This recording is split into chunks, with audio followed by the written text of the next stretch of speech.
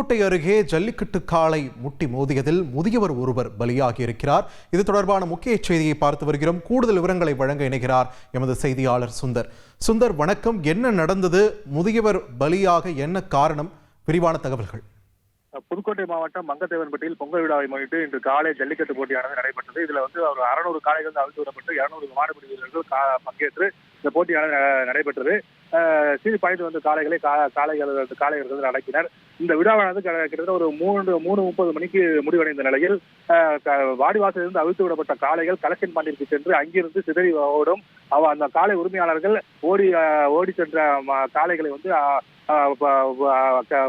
ஓடி சென்று அவர்களை அந்த காளைகளை பிடித்து செல்வது வழக்கம். இந்த நிலையில்தான் அந்த ஜல்லிக்கட்டு போட்டியில் பங்கேற்ற ஒரு காளை ஒன்று சிதறி ஓடியது. இந்த ஜல்லிக்கட்டு விழாவில் பார்வையாளராக கலந்து கொண்ட குளத்தூர் மாவட்டத்தை சேர்ந்த பெருமாள் என்பவர், குளத்தூர் பகுதியை சேர்ந்த பெருமாள் என்பவர் 70 வயது. இவர் ஜல்லிக்கட்டு முடிந்து பார்வையிட்ட பின்னர் தனது வீடு செல்வதற்காக அங்கு மங்கத்தேவன்பட்டி பேருந்து நிலைய ஸ்டாப்பில் நின்று கொண்டிருந்தார். அப்போது அந்த ஒரு காளையானது அங்கே காலையில் தெரிந்து ஓடி வந்தது. இதுல எங்கேயும் தப்பி வர முடியாமல் முதியவர் காலை முட்டியது. இந்த காலை முட்டியதில் சம்பவ இடத்திலேயே பெருமாள் உயிரிழந்தார். இந்த சம்பவம் தொடர்பாக காவல்துறையினர் வழக்கு பதிவு செய்து விசாரணை செய்து வருகின்றனர். நன்றி சுந்தர், உங்கள் விரிவான தகவல்களுக்கு.